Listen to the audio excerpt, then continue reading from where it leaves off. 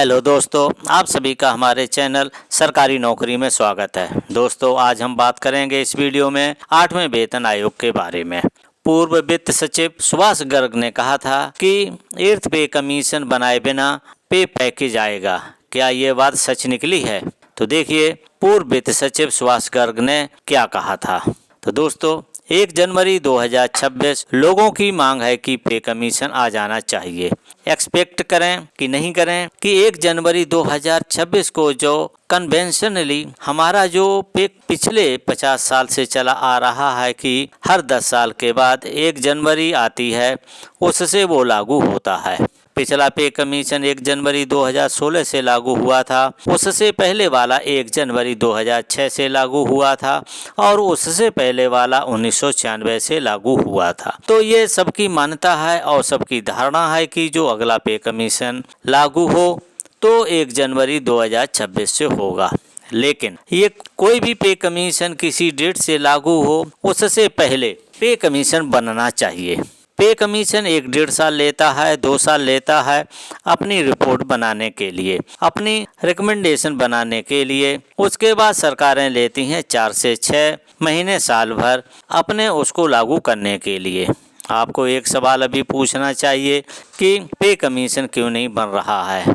क्योंकि हम सरकार में आज के दिन नहीं हैं, तो हम इंटरनली क्या हो रहा है ये हम नहीं कह सकते हैं।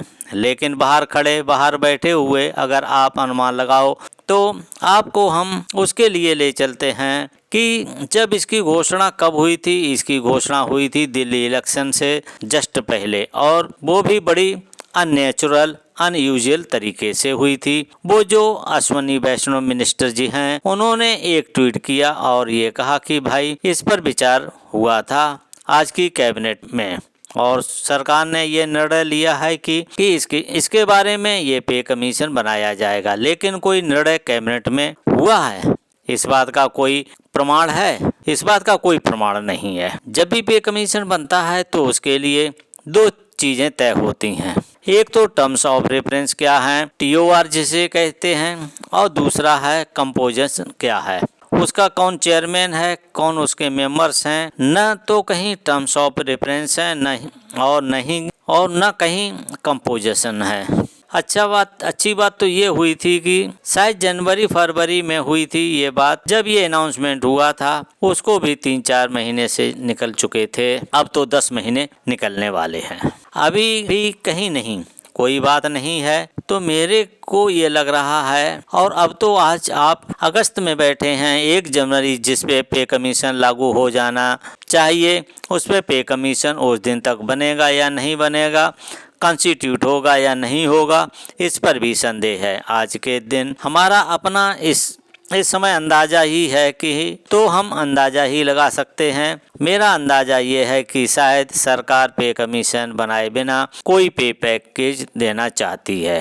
कि भाई हमने दिया है पे कमीशन को कि क्या ज़रूरत है। ये शायद एक थॉट हो सकता है, ये सही है या नहीं है अभी हम नहीं कह सकते हैं, ये तो समय बताएगा। पे कमीशन की घोषणा भी हो सकती है, पे कमीशन घोषणा हो जाए फिर उसके बाद रिकमेंडेशन वगैरह उसको कम समय दे सकते हैं। आप उसको समझा सकते हैं कि भाई ये रिकमेंडेशन दे दो, अभी थोड़े समय में। पहले आप गवर्नेंस की बात कर रहे थे, अगर पे कमीशन इंडिपेंडेंट ना हो तो पे कमीशन जो है सरकार कहे भाई रिकमेंडेशन दे दे तो ठीक है, वो फॉर्मेलिटी भी पूरी हो सकती है। तो आज के दिन इस बात में भी DA कितना हो जाएगा, फिटमेंट फैक्टर क्या हो जाएगा, इस पे बात करने का औचित्य नहीं है। सर, आपने तो एक बड़ी बात बोल दी है कि यहाँ सरकार में हो सकता है कि वेतन आयोग बनाए बिना कोई पे पैकेज दे सकती है। इसको कुछ एलबोरेट करेंगे?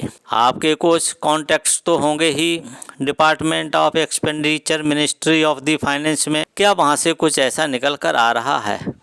तो उन्होंने कहा देखिए, हमने 2019 में जब सरकार छोड़ी उस दिन हमने ये प्रण किया था कि हम सरकार के किसी भी अफसर से बात नहीं करेंगे। मेरा कोई कांटेक्ट नहीं है, हम किसी से भी बात नहीं करते हैं। और जो छपता है, जो सामने आता है, पब्लिकली आता है, केवल उसी में बात करते हैं। तो मेरे पास कोई अंदरूनी सूचना नहीं है, लेकिन ये सूचना कहीं बाहर भी नहीं है कि सरकार वेतन आयोग को लेकर कैबिनेट में कोई प्रस्ताव नहीं पास हुआ है और आप एक कोई अलग पे पैकेज सरकार ऑफर कर सकती है खुद से। इसलिए मेरा ये जोर है कि आप उसका हम कारण देते हैं आपको। ये हमने क्यों कहा, वो जो ट्वीट थी, जो अश्विनी वैष्णव जी की ट्वीट थी, नॉर्मल सरकार की जो भी फैसले करती है, उसके बाद हमारी सरकार की एक एजेंसी है PIB, पब्लिक इंफॉर्मेशन ब्यूरो, वो एक रिलीज जारी करती है। उसमें उस फैसले का जिक्र होता है। कोई PIB रिलीज जारी नहीं हुई, केवल एक जो PIB की रिलीज जारी हुई है उसमें भी अश्विनी वैष्णव जी का वो ट्वीट था, उसको ही लिखा गया और कुछ नहीं लिखा गया।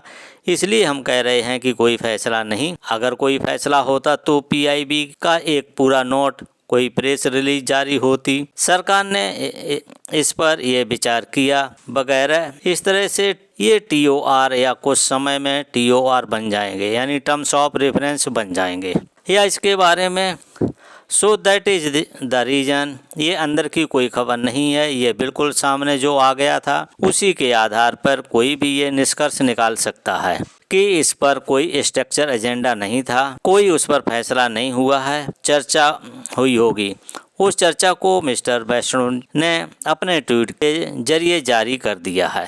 दूसरा हमने आपसे कहा कि मेरा कोई कांटेक्ट नहीं है। अब ये मैंने पहले भी बड़ी उससे कह दिया था कि ये मेरा कयास है, ये मेरा अनुमान है।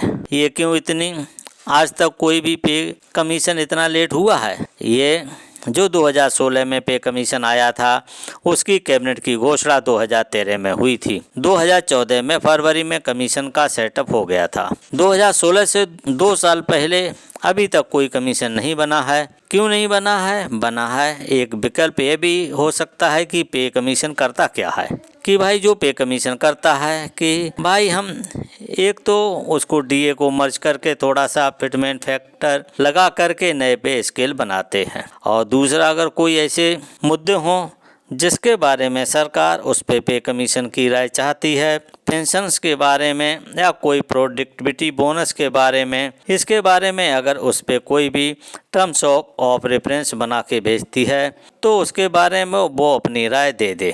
रिटायरमेंट एज बढ़नी चाहिए कि नहीं बढ़नी चाहिए, व्हाट इज राइट। तो अगर आप इन मुद्दों को सरकार भेजना ही नहीं चाहे पे कमीशन के बारे में, तो भेजने की ज़रूरत नहीं है। और जो फिटमेंट फैक्टर वाली एक्सरसाइज है उसमें भी कोई बड़ी बात नहीं है करने के लिए, तो ये सरकारी अफसर जो हैं वहाँ बैठकर कर सकते हैं। आप ये कह सकते हैं कि हमने 20% फिटमेंट फैक्टर दे दिया, तो आपने दे दिया, वो पे कमीशन के जरिए कराएं, ये जरूरी नहीं है। इसलिए मुझे लग रहा है कि इन सब चीज़ों को अगर इकट्ठा आप एक साथ देखते हो तो शायद सरकार पे कमीशन नियुक्त किए बिना पे कमीशन के माध्यम से केवल फॉर्मेलिटी पूरी करने का काम भी कर सकती है। दोस्तों, जब पत्रकार ने उनसे सवाल पूछा कि सर मीडिया में बहुत सारी अटकलें और अनुमान लग रहे हैं, मतलब फिटमेंट फैक्टर को लेकर सारी सुई जो है वो घूम जाती है कि वो 2.57 होगा, 1.86 होगा या 3.86 हो सकता है। आपका क्या अनुमान है? किस तरह के अनुमान लगाए जा रहे हैं? इसमें कहीं कोई सच्चाई है क्या? उन्होंने जवाब दिया है कि देखिए, मुझे तो ये एक्सरसाइज जो है कोई औचित्य नहीं नज़र आ रहा है। एक तरफ जो एक जॉइंट स्टाफ एसोसिएशन है, उनकी मांग की भाई इतना कर दो, उतना कर दो, ठीक है। दूसरी तरफ आपके पास पिछला हिस्टोरिकल रिकॉर्ड है, पिछले पे कमीशन में कितना बढ़ाया था, उससे पहले वाले पे कमीशन में कितना बढ़ाया गया था, क्या फैक्टर्स को ध्यान में रख के बढ़ाते या नहीं बढ़ाते हैं। उस हिसाब से आप जैसे ही एक्सरसाइज करना चाहें कर लें।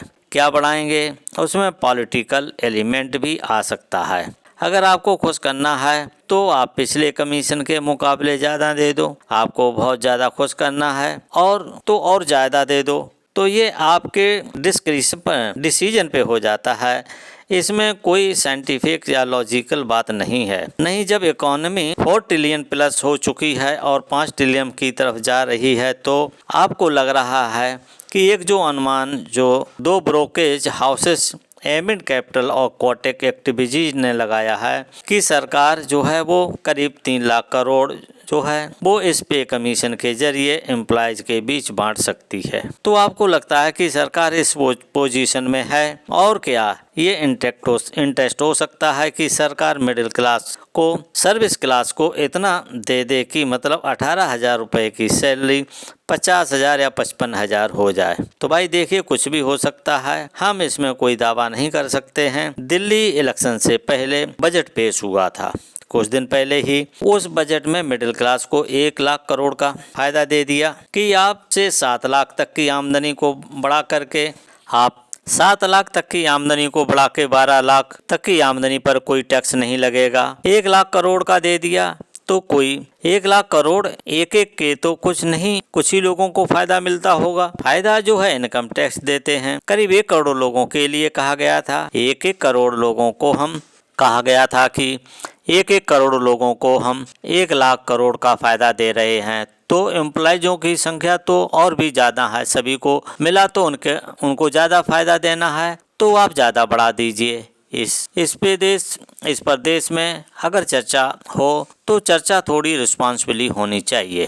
ये एम्प्लॉयज तो डिमांड करेंगे, यूनियंस डिमांड करेंगी, पॉलिटिशियन के पास ये बड़ा ट्रैप्शन रहता है कि भाई अगर इन लोगों को खुश करना है, इनका तो थोड़ा ज़्यादा दे दो, लेकिन ज़्यादा देने का असर ये होता है कि आपके पास साधन है या नहीं है। दूसरा जो आपके मेन काम है करने के लिए, सरकार बनती है पब्लिक गुड्स एंड सर्विस को डिलीवरी करने के लिए, डिस्ट्रीब्यूशन के लिए, ग्रोथ के लिए, इनके लिए, उसके लिए पैसा आपके पास बचेगा कि या नहीं बचेगा, डेफिसिट कितना बढ़ जाएगा या नहीं, तो ये हमारे देश में डिबेट नहीं हो रही है।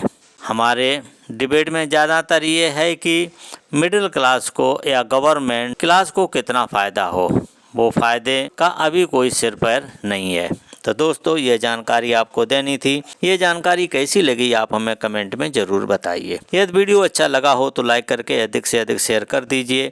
यदि आप पहली बार इस चैनल को देख रहे हैं तो इस चैनल को सब्सक्राइब जरूर करें। सब्सक्राइब करने के बाद घंटी वाले निशान को दबा करके ऑल पर सेट कर दीजिए, जिससे हमारी आने वाली हर अपडेट आपको सबसे पहले मिल सके।